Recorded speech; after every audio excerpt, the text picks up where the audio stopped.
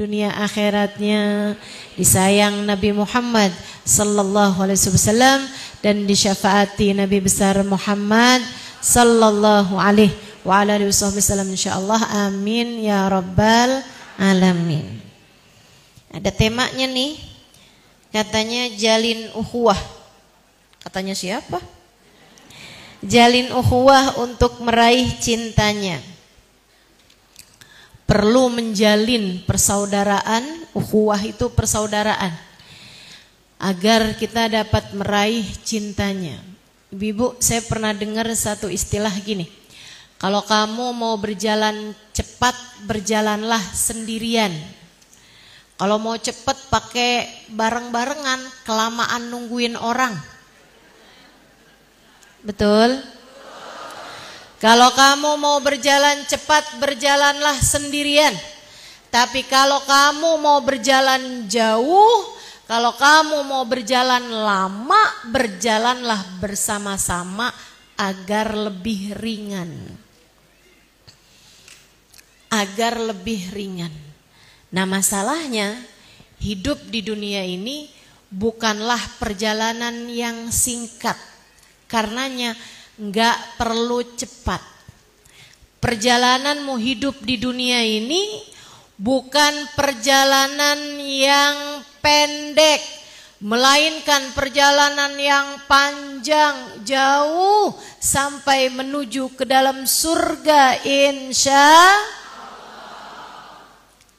Perlu untuk kita jalani dengan bersama-sama. Bu, kayak nikah. Ya Bu ya, nikah itu bukan tentang perkara cepat. Saya dong nikah cepat. Nikahnya cepat, bubarnya cepat. Nah kan jangan begitu.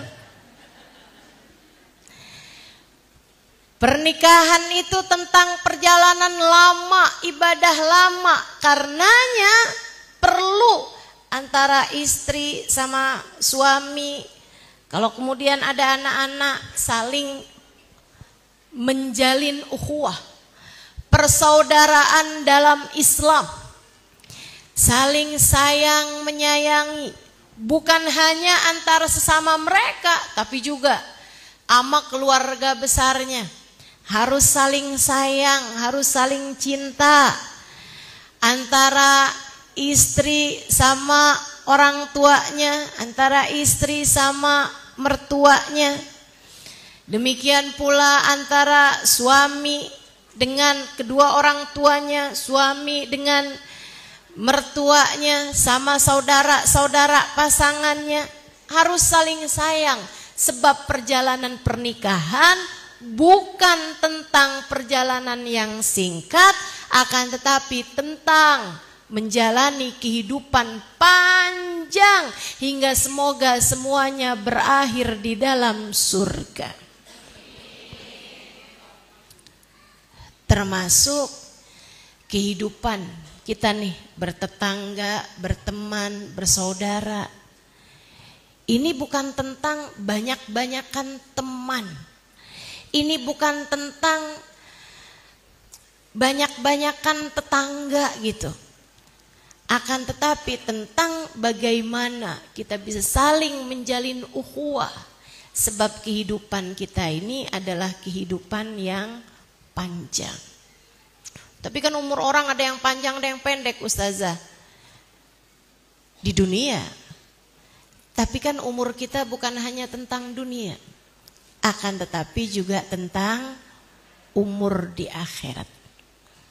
Karenanya agar kehidupanmu di dunia ini hingga sampai di kubur, hingga sampai di mahsyar jadi kehidupan yang ringan, maka berjalanlah dengan bersama-sama. Itu sebabnya kenapa Nabi Muhammad waktu pertama kali datang ke Madinah, Bu, Nabi Muhammad nggak melatih perang, belum melatih perang. Nabi Muhammad bahkan gak secara langsung menyampaikan tentang syariat agama, berkala. Syariat agama itu datangnya secara berkala. Wajibin sholat dulu. Habis itu Nabi Muhammad berapa tahun kemudian diwajibkan puasa. Kemudian sesudahnya lagi bahkan pada tahun ke-7 baru diwajibkan untuk mengerjakan haji. Karenanya hajinya namanya haji wada, haji perpisahan. Karena baru bisa ngerjain haji beberapa bulan kemudian Nabi Muhammad meninggal dunia. Ibu-ibu saudariku sekalian yang saya muliakan, syariat itu ibu-ibu, Nabi pertama kali ketika datang ke Madinah yang dilakukan Nabi Muhammad mempersaudarakan, menjalinkan ukhuwah antara orang-orang Mekah namanya Muhajirin dengan orang-orang Ansor yang memang warga Madinah aslinya. Dipersaudarakan. Abu Bakar saudaraan sama si ini, Utsman saudaraan sama si ini, Abdullah bin Rawahah disaudarakan sama si ini, diakatkan persaudaraan sama Nabi Muhammad alaihissalam. Kenapa? Islam harus kuat. Jadi yang dilakukan Nabi mempersaudarakan. Kamu saudaraan ya sama si ini, lebih ya Rasulullah. Dibawa tuh saudaranya ke rumahnya. Dia bilang mulai sekarang kamu adalah saudara saya. Lihatin nih rumah saya.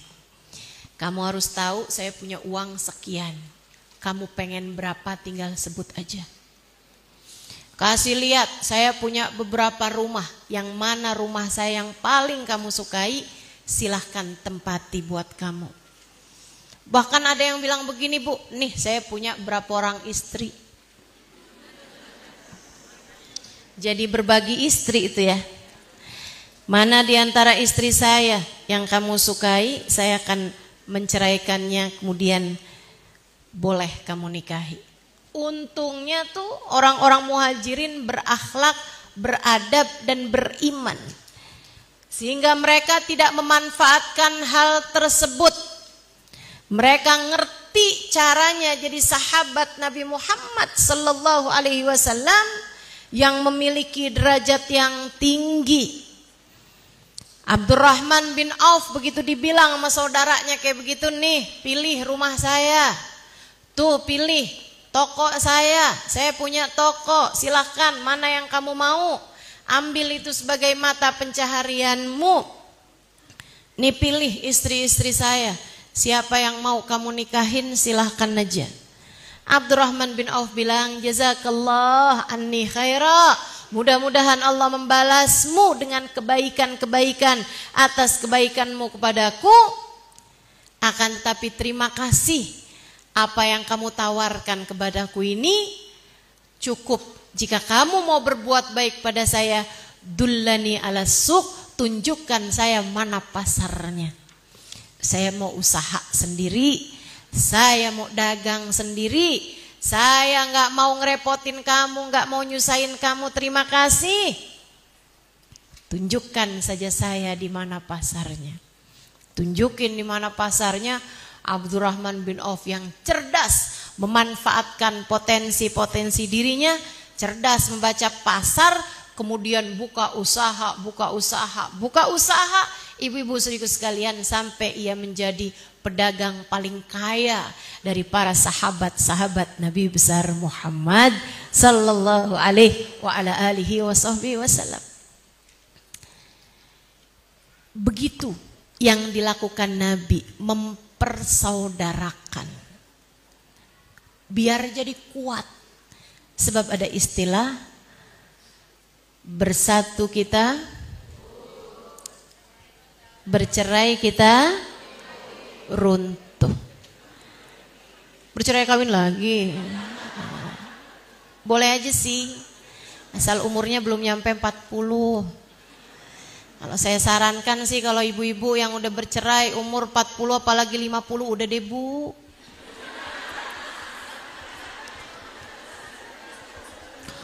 Ustazah, suami saya meninggal dunia, doain dong biar saya dapat gantinya. Umur ibu berapa? 70.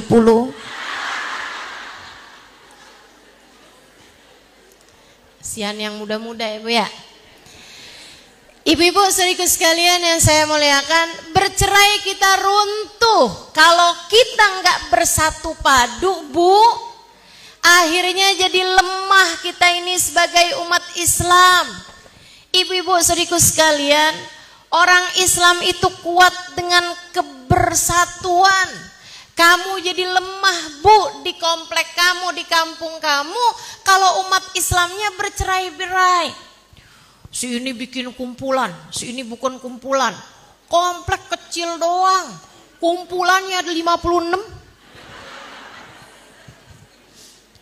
Ya Allah, ya Allah. Enggak gitu ceritanya. Jangan saling bersaing.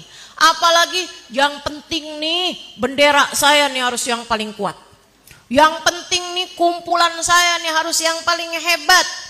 Kita nggak gitu modelnya, kita nggak gitu modelnya. Lipat benderanya, kita mau tinggiin benderanya Allah dan Rasulnya. Lipat benderamu, kita mau meninggikan bendera Allah dan bendera Nabi besar Muhammad.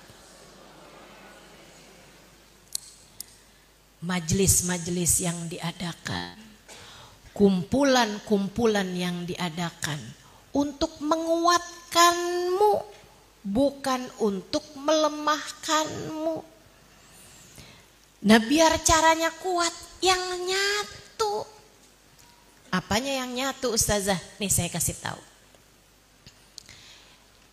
Nyatunya itu, rasa persaudaraannya itu bukan pada kekuatan-kekuatan fisik, Bu, akan tetapi lebih kepada satunya hati. Saya jarang ketemu Ustazah Fakhriyah. Ya Ustazah, jarang. Setahun bisa dihitung jari dah kayaknya. Benar. Tapi Bu, doa. Kalau dengar sakit kepikiran, saya sayang. Nggak tahu Ustazah Fakhriyahnya sayang apa enggak sama saya.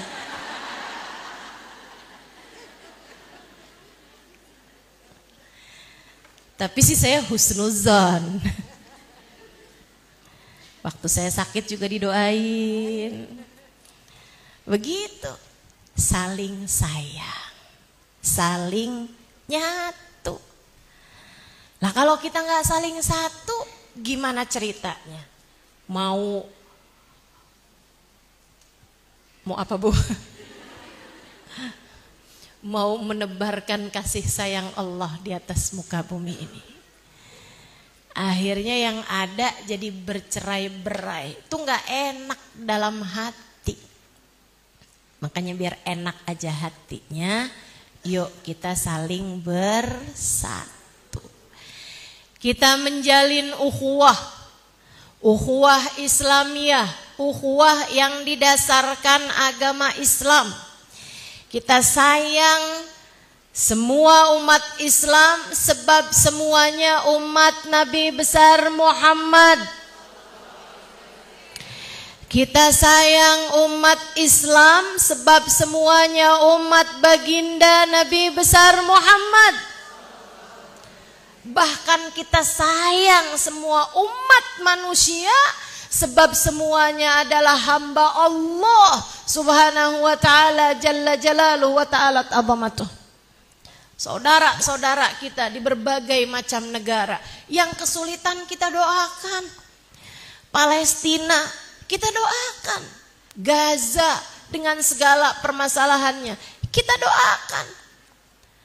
Bahkan ibu-ibu saudariku sekalian, kalau ada bencana alam di berbagai macam dunia yang tidak beriman sekalipun kita doakan.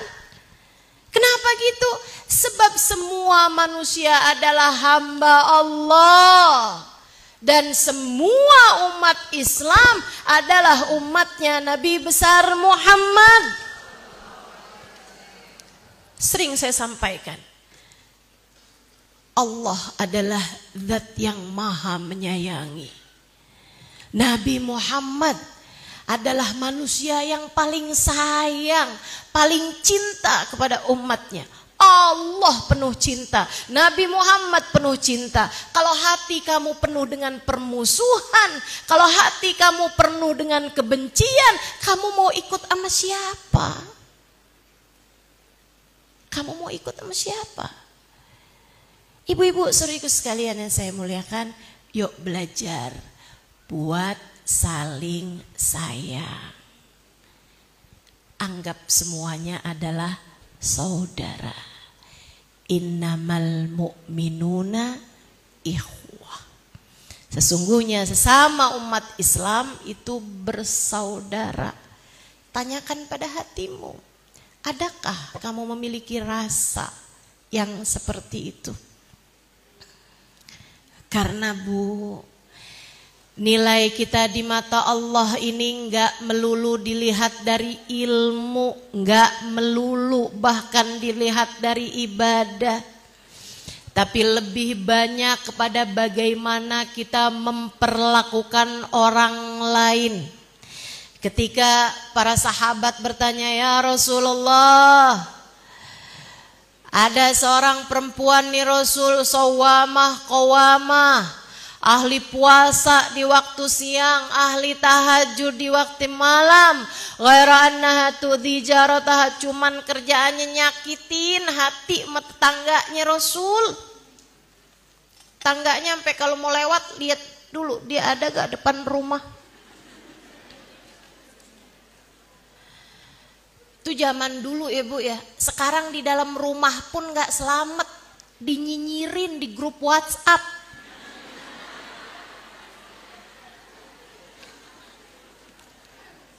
Masya Allah. Benar kata Allah, al-yawma nakhtimu ala afwahihim wa tukallimuna aydihim. Akan datang hari di mana mulut-mulut diam tapi tangan-tangan berbicara. Sekarang nih banyak orang ghibah pakai tangan aja.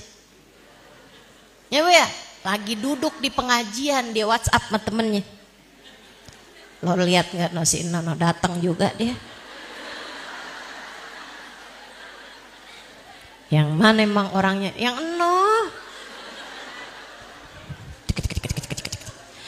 ustadzahnya lagi ceramah. Ada yang begitu? Mana orangnya? Saya katanya. Ibu-ibu sekalian, Nabi ditanya, gimana nih Rasul? Puasanya rajin, tahajudnya panjang, tapi dia selalu menyakiti hati tetangganya. Orang di sekitarnya nggak betah sama dia. Kalau ngomong pedes, nyelekit gitu. Bu, nyelekit pokoknya yang diakhirin it tuh biasanya kayak yang kecil tapi rasanya kayak dicubit gitu kan. Nabi dengan serta-merta menjawab, innaha finnar. Yang seperti itu tempatnya di dalam neraka. Nabi nggak bilang ya ntar ada hitung-hitungan, enggak gitu. Puasa padahal, tahajud padahal. Jadi akhirnya semua sia-sia hanya karena dia selalu menyakiti hati orang di sekitarnya. Bahkan Nabi Muhammad mengatakan, inna kasragal bil mu'min asyaddu indallah min kasril ka'bah hajaran hajara. Sesungguhnya menyakiti hati seorang mukmin di sisi Allah lebih berat daripada menghancurkan Ka'bah batu demi batu. Bu, kamu kalau lagi ada di Ka'bah, tiba-tiba ada datang orang bawa kapak dia ngancurin Ka'bah, apa nggak langsung ditangkap tuh orang? Dihujat seluruh dunia. Kamu pun bahkan yang di Bekasi ikut-ikutan menghujat. Pas lihat beritanya di TV, iya kan? Wah, orang jahat banget tuh. Masa dia mau ngancurin Ka'bah? Tempat ibadah kita semua. Kata Nabi Muhammad, kamu memang gak akan menghancurkan Ka'bah batu demi batu. Akan tetapi ketika kamu menyakiti hati seorang mukmin, membuat seseorang menangis karena tingkah lakumu atau karena ucapan dari lisanmu, di sisi Allah lebih berat daripada kamu menghancurkan batu demi batu, menghancurkan Ka'bah. Hati-hati, jangan sampai kita menghujat seseorang sementara kita sendiri melakukan yang lebih berat daripada itu. Kita nih kan bicara tentang ibadah, berapa banyak ibadah yang kita bisa kerjain. Saya sih ngelihat muka-mukanya ini udah tahu nih. Tahajud 100 rakaat.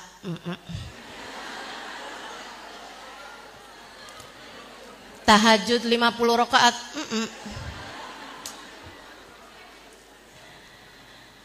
Tahajud tiap malam istiqomah 11 rakaat witir.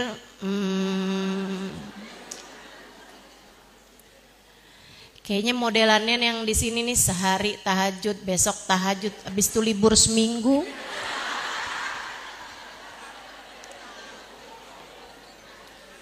Iya. Siapa di antara kita yang istiqomah ngerjain ibadah-ibadah besar? Yang hatam setiap 10 hari gitu Quran?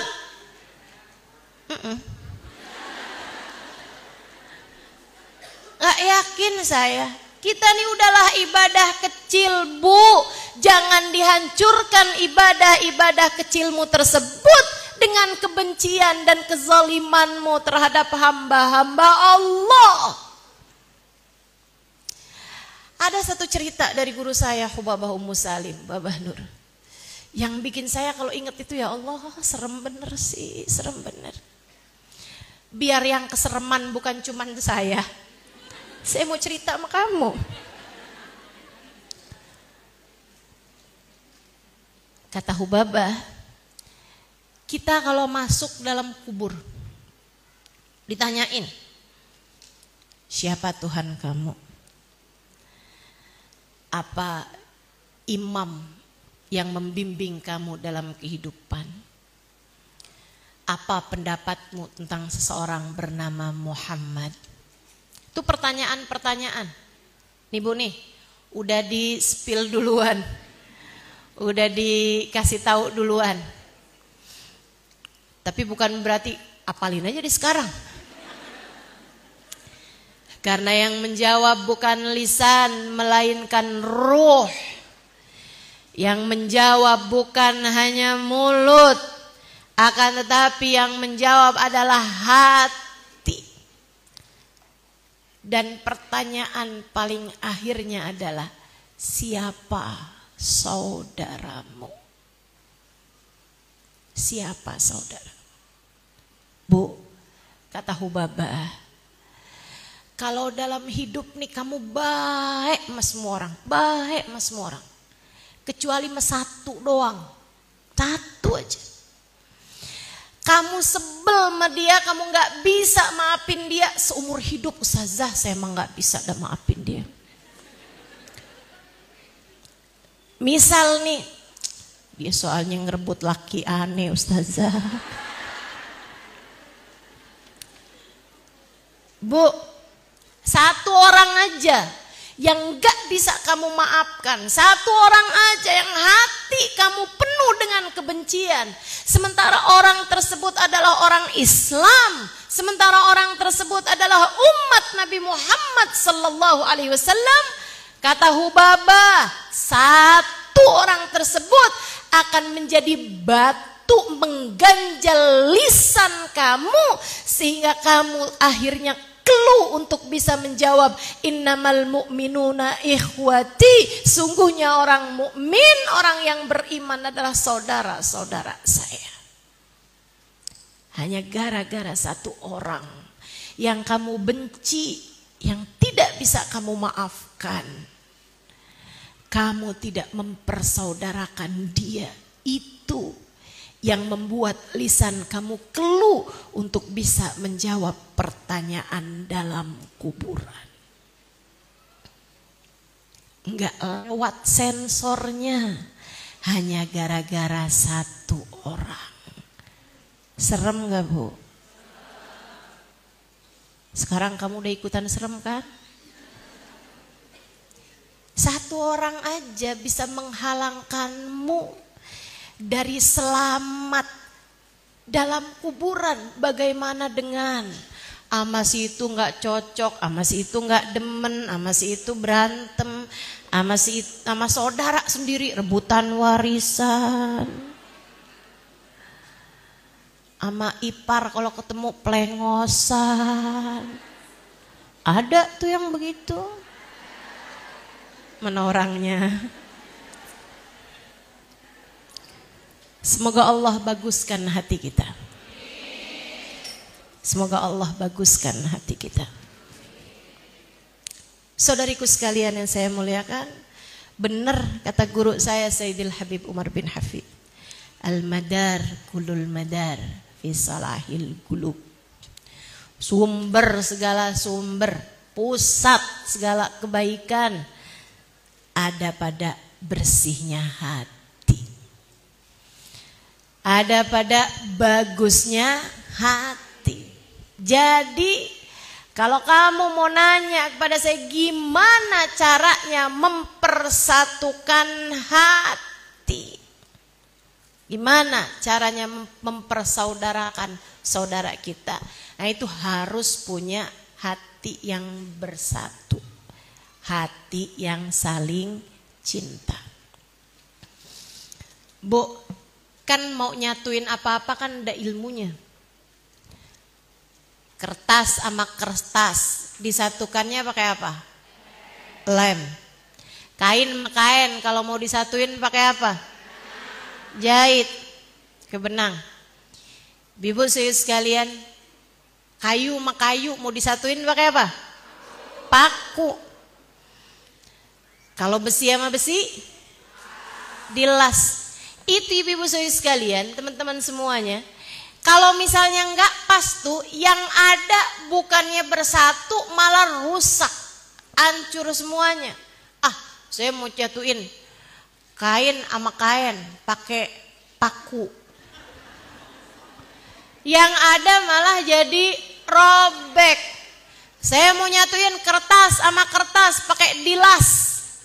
Yang ada adalah terbakar, semua ada caranya. Nah gimana nih menjalin ukhuwah persaudaraan nih gimana caranya? Nih saya kasih tahu.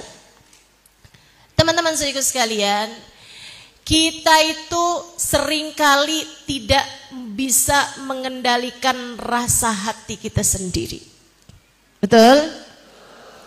Karenanya yang dapat menyatukan hati adalah yang menamakan dirinya Muqallibul Qulub, sang pembolak balik hati, namanya Allah. Itu sebabnya kalau kamu kepengen bersatu padu, saling sayang, saling cinta, minta sama Allah SWT. Minta sama Allah. Kamu harus doa, Allahumma jma' syamlana. Ya Allah, kumpulkanlah hati kami, satukanlah hati kami dalam kebaikan-kebaikan. Dan juga karena yang bisa menyatukan itu Allah, Bu, Kak, Dek, Nak, karenanya kamu harus senantiasa bersama-sama dalam jalan Allah. Sebab kalau barengan dalam jalan Allah, Allah melihatnya sebagai satu kesatuan. Kalau selalu barengan dalam jalan Allah, Allah melihatnya sebagai satu kesatuan. Itu sebabnya kenapa ada sholat Jumat. Sholat Jumat tuh gak boleh sendirian. harus berjamaah buat menyatukan hati umat. Itu sebabnya ada kajian-kajian semacam ini nih Bu nih diadakan bersama-sama. Kalau sendiri-sendiri ustazahnya nggak datang. Ustazah kayaknya pengajian bubar dah. Kenapa? Yang hadir 5. Masjidnya gede, jadi yang satu duduk sebelah sono, satu sebelah sono. Nggak bisa. Bersatu dalam kebaikan. Itu yang harus kita lakukan. Termasuk kalau ibu-ibu mau nih, gimana ya biar hati orang-orang dalam rumah saya tuh bersatu. Biar suami saya tuh kalau ngelihat saya nggak bawaan kayak berada dalam adegan film horor. Suami lihat saya kayak pengen kabur aja bawaan. Nggak betah aja di rumah. Saya juga gitu Ustazah. Kalau ngelihat suami ini kayak bawaan nggak betah aja dah. Nggak nyatu hati kami. Anak-anak juga gitu. Orang tua sama anak juga gitu. Gimana caranya biar hati kami bersatu? Ibu-ibu saudariku sekalian yang saya muliakan, kerjakan kebaikan bersama-sama. Sholatlah dengan berjamaah. Itu penting. Saya ingat dulu almarhumah guru saya Hubabah Maryam Al-Haddar. Dulu waktu beliau datang pertama kali, saya di sini baru 2 bulan. Kemudian beliau datang dari Madinah, saya yang menerjemahkan. Ada banyak orang-orang itu pada suka curhat sama beliau. Curhat 4 mata sama Hubabah, nanya permasalahan. Masalahnya walaupun matanya 4 saling bisa menatap, masalahnya Bu, Hubabahnya nggak ngerti bahasa Indonesia. Orang yang nggak bisa bahasa Arab, jadi perlu 2 mata yang lain buat translate. Jadilah saya dipanggil buat terjemahin. Banyak banget yang bertanya curhat mengenai urusan rumah tangganya. Ada yang suami istri beranteman, ada yang orang tua sama anak nggak cocokan, berantem mulu, anaknya begini begitu, segala macam permasalahan dalam rumah tangga. Hubabah bertanya kepada mereka tentang beberapa permasalahan, tapi saya liatin tiap kali ada yang curhat urusan rumah tangga, di antara pertanyaan Hubabah yang nggak pernah lewat, gini nih, kalian di rumah sholat berjamaah apa enggak?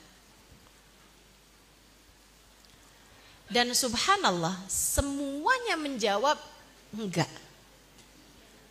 Dari yang curhat ini ya, dari yang curhat ini semuanya menjawab enggak pernah sholat berjamaah. Sholatnya enggak jamaahan, suami sama istri. Bapak tanya, tapi kalian sholat? Sholat tapi sendiri-sendiri sholatnya. Kata Hubabah, mulailah perbaikan rumah tanggamu dengan cara kerjakan sholat berjamaah. Saya pernah nanya sama Hubabah, apa kaitannya antara sholat berjamaah sama keharmonisan dalam rumah tangga? Hubabah menjawab, Halimah, kamu pernah dengarkan hadisnya Nabi Muhammad, la yusawwuna sufufakum aw la yakhtalifanna qulubakum. Hendaklah rapikan saf kalian atau akan bercerai-berai hati kalian.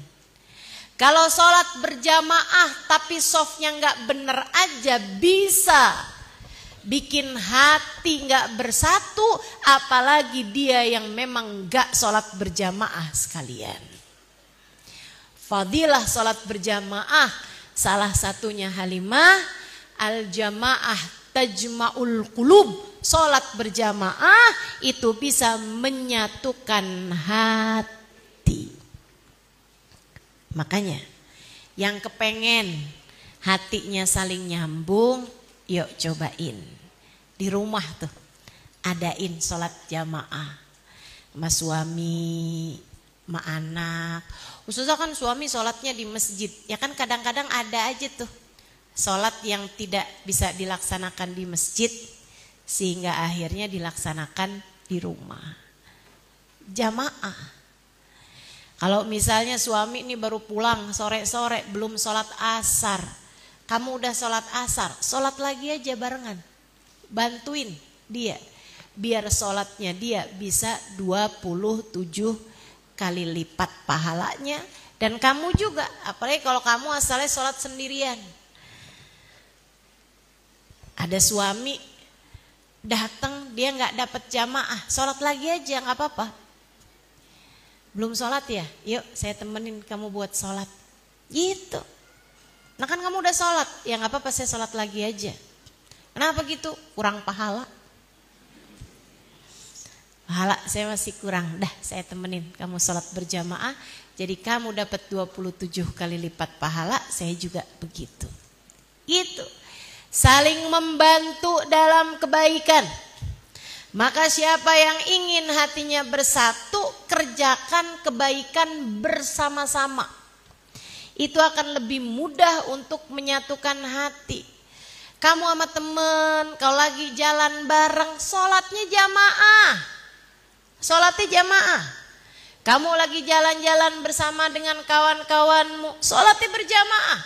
Ini lagi rapat nih ceritanya, mau bikin maulidan. Lagi rapat, datang waktu sholat, sholatlah dengan berjamaah. Itu dapat menyatukan hati di antara kita. Ibu-ibu saudara sekalian, terutama sama anak, sama suami, sama orang tua, berusahalah untuk mengerjakan sholatnya dengan berjamaah. Kerjakan kebaikan bersama-sama. Pertemanan ya, kamu kalau kepengen nyatu tuh pertemanannya, teman-teman saudara sekalian, jangan asal jalan-jalan kesana kemari, jangan. Saatnya lagi ada yang perlu sedekah barengan, baca maulid barengan, baca zikir barengan, itu nyatuin hati. Nyatuin hati. Sebab kalau Allah melihat kalian bersama dalam kebaikan di dunia, insya Allah masuk surganya juga barengan di akhirat. Bersatu di akhirat nanti. Insya Allah. Kemudian teman-teman sekalian, kalau kamu kepengen hatimu tuh dibersatukan, terjalin ukhuwah, cara nomor 1 untuk menjalin ukhuwah ini adalah dengan tidak menyakiti siapapun. Tidak menyakitinya dengan cara menjaga tangan dari menzolimi orang, menjaga lisan dari berkata sesuatu yang menyakiti orang lain. Kadang-kadang kita nih ya, sakitnya badan tuh mudah diobatin, tapi sakitnya hati terkadang lama diobatinnya. Maka belajar buat tidak menusuk luka ke hati saudara-saudarimu. Jagain lisanmu, termasuk jagain komentar-komentarmu di media sosial, di grup-grup WhatsApp. Hati-hati sama lisan-lisan kita. Jagain benar-benar teman-teman saudaraku sekalian. Ini sesuatu yang harus kita minta kepada Allah Subhanahu wa taala. Kalau pagi itu usahakan sholat 2 rakaat istikharah. Usahakan. Sama duha istikharah 2 rakaat. Kemudian habis selesainya doa, ya Allah, ada hari baru yang Kau karuniakan padaku untuk aku jalani. Ya Allah, saya tidak dapat menjalaninya tanpa bimbingan darimu. Ya Allah, bimbing diri saya biar dapat melakukan sesuai dengan apa yang Kau ridhoi. Bimbing lisan saya ya Allah, biar bisa ngomong sesuatu yang kau ridhoi. Bimbing mata, telinga, bimbing hati ya Allah, agar dapat menjalani hari ini sesuai dengan cara yang paling Engkau ridhoi. Tolong bimbing lisan ini ya Allah, biar enggak nyakitin orang. Bimbing lisan ini ya Allah, biar tidak melukai perasaan. Minta Bu. Jangan segala-gala yang diminta rejeki mulu. Rejekinya juga duit mulu. Malu, rambut udah ubanan banyak banget. Tapi ngomong aja masih suka salah-salah. Ada berapa banyak hati tersakiti karena ucapan lisanmu itu. Bahkan gak usah jauh-jauh. Suami kadang terlukai perasaannya sebab ucapan lisanmu. Anak. Saya tahu kamu menyayangi anakmu. Tapi kenapa kamu biarkan lisanmu mengatakan hal-hal yang buruk tentang anakmu itu? Sama tetangga yang baik, sama saudara yang baik. Kita gak pernah tahu. Kadang-kadang nih Bu ya, lagi kesel nih sama orang. Kita omongin kalimat-kalimat yang menyakiti hati dia. Tahu-tahu itu adalah perjumpaan terakhir antara kita sama dia. Nyesel dah akhirnya. Betul? Betul? Masya Allah. Jangan. Kalau ngomong tuh yang enak-enak aja. Sama setiap orang ngomong yang enak. Ibu sekalian, ada tahun kapan itu saya punya temen. Dulunya deket saya sama dia gitu. Tapi kemudian karena kesibukan masing-masing jadi jarang ketemu gitu. Satu hari di bulan Maulid, ada satu waktu saya ketemu sama dia lagi jalan menuju masuk ke panggung, saya ketemu sama dia gitu. Saya kangen sama dia. Terus akhirnya saya pelukin gitu. Saya bilang, apa kabar Kak? Gitu. Baik Ustazah. Terus saya sampaikan sama dia, saya sayang sama kamu. Dunia akhirat. Saya sayang sama kamu, saya bilang. Saya sayang, saya kangen, saya sayang. Udah habis itu saya ke panggung. Ibu-ibu sekalian, habis selesai bubaran majelis, saya tentu aja buru-buru gitu kan, keluar. Udah gak ketemu lagi tuh. Hari apa gitu, Selasa Perbo gitu. Malam Jumatnya saya dengar dia meninggal dunia. Ya Allah Bu, saya kaget, saya sedih. Tapi saya dapat pelajaran berharga bahwa saya gak nyesel.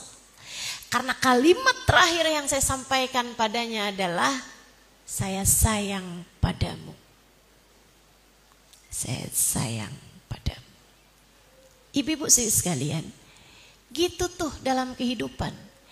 Kita gak pernah tahu kapan kalimat yang kita sampaikan menjadi kalimat terakhir yang didengar oleh orang tersebut. Kapan juga ceritanya kalimat yang kita sampaikan menjadi kalimat terakhir yang kita ucapkan kepada seseorang. Kita gak pernah tahu. Tahu-tahu besoknya kita meninggal dunia, bisa jadi. Bu, kayak apa nyeseknya kalau di saat terakhir kehidupanmu, kalimat kamu yang kamu sampaikan kepada suamimu adalah, sekalian gak usah pulang sampai pagi. Habis itu kamu meninggal misalnya. Ya Allah Bu, kamu tentu takut. Katanya Nabi Muhammad sallallahu alaihi wasallam, ayyuma imra'atin matat wa zawjuha 'alaiha radin adkhalaha Allahul jannah. Kalau ada seorang perempuan meninggal dunia, suaminya ridho kepadanya, Allah akan masukkan dia ke dalam surga. Artinya, kalau ada seorang perempuan meninggal dunia sementara suaminya tidak ridho kepadanya, bukankah Allah akan memasukkannya ke dalam neraka? Ayyuma imra'atin batat wa zawjuha 'alaiha sakhit la'anathal malaika hatta tusbih. Kalau ada seorang perempuan berada di waktu malam, suaminya marah kepadanya, Allah melaknat perempuan tersebut sampai pagi hari. Allah dan malaikat-malaikatnya melaknat perempuan tersebut sampai pagi harinya. Tahu-tahu itu adalah hari terakhir kehidupanmu. Ya Allah, sedih benar. Bu, kayak apa rasanya kalau kamu punya anak, kalimat terakhir yang keluar dari lisanmu adalah, mama nyesel nak ngelahirin kamu. Oh.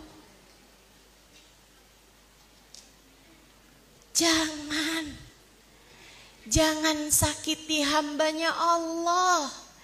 Jaga lisan, jaga lisan. Jaga lisan. Sama orang-orang jagain. Sebab Bu, semua manusia adalah hambanya Allah. Semua manusia adalah hambanya Allah.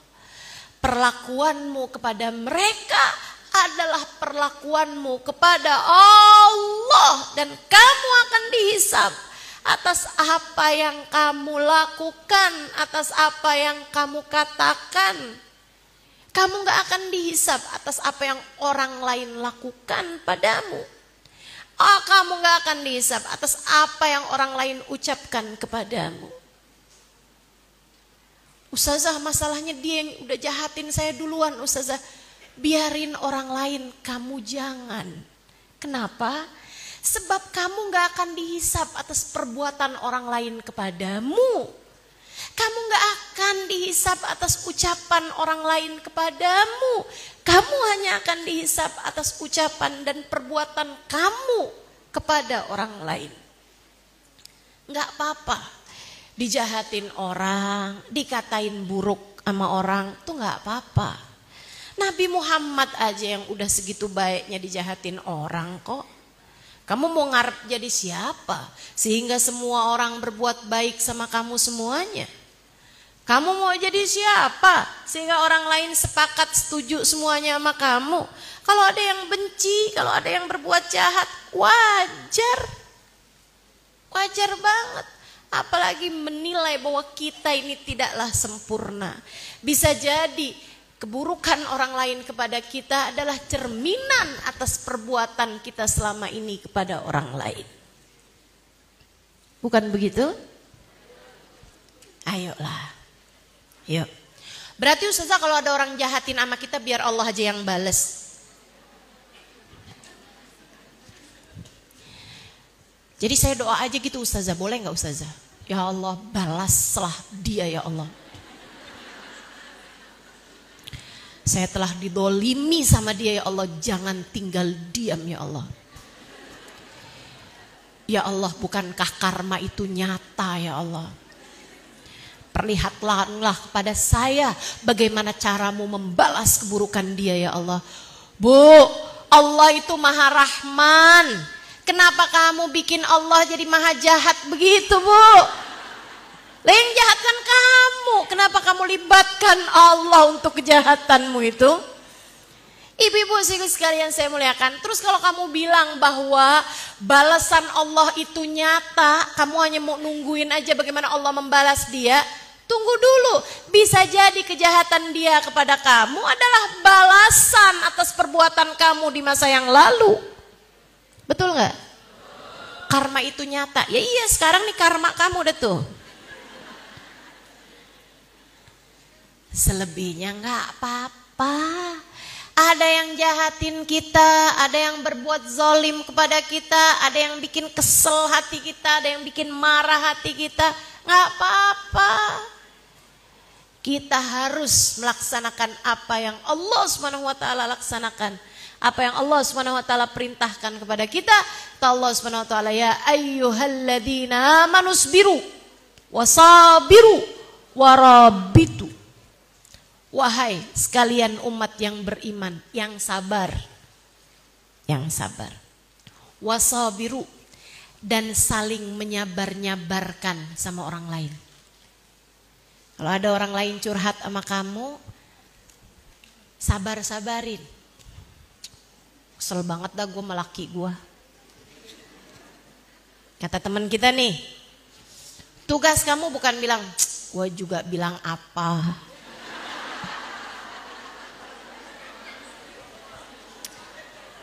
Kan dari awal saya udah bilang, dia tuh emang kayak gitu orangnya.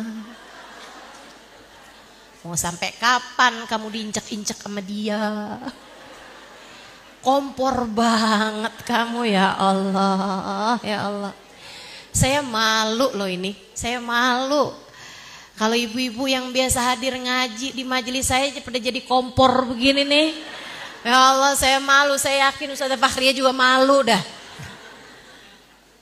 Jangan Bu, wasabiru, yang nyabar-nyabarin, itu tugas kita.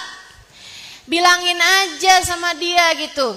Ya emang namanya rumah tangga kan kayak begitu. Mau nyari yang sempurna yang gak ada lah. Itu ladang amal tuh buat kamu tuh. Ingat aja pesannya Nabi Muhammad. Emang Nabi pesan yang mana? Itu tuh yang Ustazah Halimah suka bilang. Fanduri ilaih fa innama huwa jannatuki wa naruki. Perhatikan bagaimana caramu memperlakukan suamimu. Suami adalah jalan surga bagimu. Ketika kamu menghormati dia, memuliakan dia, jalan neraka bagimu ketika kamu menyia-nyiakan dia dan selalu menyakiti hatinya. Ingat itu terus. Ingat itu terus, jalan surga. Cara lihat suami itu surga, Bu. Jadi kalau dia lagi nyenengin, surga emang adem. Surga emang seneng. Kalau dia lagi nyebelin, surga emang berat. Enak. Hati kamu tuh kamu sabarin. Dan kalau ada teman kamu yang memerlukan nasihat, sobiru, saling menyabar-nyabarkanlah kalian. Warabitu, kata Allah, saling menguatkan kalian di antara satu sama lain. Itu pesan Allah Subhanahu wa taala untuk kita sekalian. Mudah-mudahan kita bisa nih menjalin ukhuwah Islamiyah biar kita mendapatkan cintanya Allah Subhanahu wa taala. Biar pada selamat semua hidupnya di akhirat. Udah gak apa-apa, sabar aja ngadepin orang lain, tapi kita jaga lisan kita, jangan sampai nyakitin orang. Kita jaga perbuatan kita, jangan sampai menzolimi orang lain. Kita kuatkan hati kita. Dan terakhir ibu-ibu sekalian, kuatkan orang dengan mendoakan, saling menguatkan orang lain dengan saling mendoakan mereka. Doain orang, doain. Kalau doa tuh jangan diri sendiri aja yang didoain, jangan. Doain orang, doain. Ini pesan saya nih Bu, penting. Ibu-ibu sekalian, angkat tanganmu berdoa. Saat malam hari sudah kamu bangun tahajud, saat sudah sholat, angkat tangan doa. Doain orang lain, doain. Ya Allah, sayangin saudara-saudara saya. Ya Allah, sayangin tetangga saya, semua orang yang pernah berbuat baik sama saya, ya Allah. Balas mereka dengan kebaikan-kebaikan, ya Allah. Yang pernah berbuat zalim kepada saya, maafin ya Allah. Ampunin dosa-dosanya, ya Allah. Doain siapapun. Semua orang yang pernah ketemu sama saya, ya Allah. Sayangi mereka semuanya, ya Allah. Gitu. Doain. Kemarin waktu Hubabah ada di sini, Hubabah Nur ada di sini, ada salah satu kawan saya cerita, ya Allah, Hubabah ya, rahmatnya terhadap orang lain luar biasa. Pagi-pagi hari itu Hubabah habisnya isyraq, habisnya doa. Ini pelajaran nih Bu, dengerin dengan benar. Hubabah angkat tangannya terus doa. Ya Allah, siapapun saja dari umat Nabi Muhammad yang meninggal dunia hari ini, ya Allah, karuniakan pada mereka husnul khotimah. Hubabah Bu, bisa-bisanya doain dengan sangat serius kepada semua umat. Kita kadang-kadang nih ya, sama orang yang kita kenal aja, belum tentu ada tetangga lagi meninggal, lagi sakaratul maut misalnya gitu. Kita dengar ada orang mau meninggal, kita belum tentu doain, ya Allah karuniakan husnul khatimah. Kadang-kadang ingat, kadang-kadang lupa, ya kan? Ibu-ibu sekalian, ibu kalau lihat ada ambulan gitu, terus kamu berpikir gitu, mungkin yang di dalamnya ada orang yang lagi sakit berat gitu kan. Kalau dia meninggal dunia hari ini, ya Allah karuniakan padanya husnul khatimah. Siapa di antara kita yang doa kayak gitu? Kita lupa, kita gak kepikir. Ibu-ibu sekalian, Hubabah rahmatnya kepada umat Nabi Muhammad sampai bikin beliau, ya Allah siapapun hambamu meninggal dunia hari ini, ya Allah karuniakan padanya husnul khatimah. Tiap hari beliau doa kayak begitu, tiap pagi. Masya Allah. Dah, satukan hatimu dengan ukhuwah Islamiyah ini dengan tata cara semacam itu. Bersama dengan kebaikan, jaga lisan, jaga tangan, jangan sampai menyakiti orang. Kemudian yang terakhirnya, sertakan semua hamba-hamba Allah dalam doa-doamu ketika kamu berdoa di saat-saat sedang sendirian ataupun sedang bersama-sama. Semoga dengan cara itu kita menjadi orang-orang seperti yang dikabarkan baginda Nabi besar Muhammad. Kata Nabi Muhammad, nanti di padang mahsyar ada manabir min nur. Ada orang-orang yang Allah taruhkan di atas panggung-panggung dari cahaya. Mereka bercahaya dengan sangat indah. Yaghbituhumul anbiya wal auliya. Mereka diirikan oleh para nabi, mereka diirikan oleh para wali, padahal mereka bukan nabi, bukan wali. Siapa mereka wahai Rasulullah? Haula.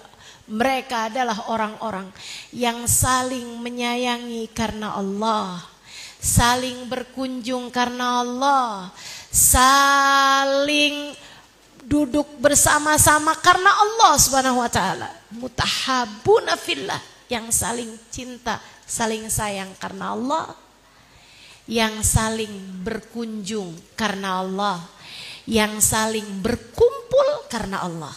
Semoga kita menjadi salah satu di antara mereka. Amin.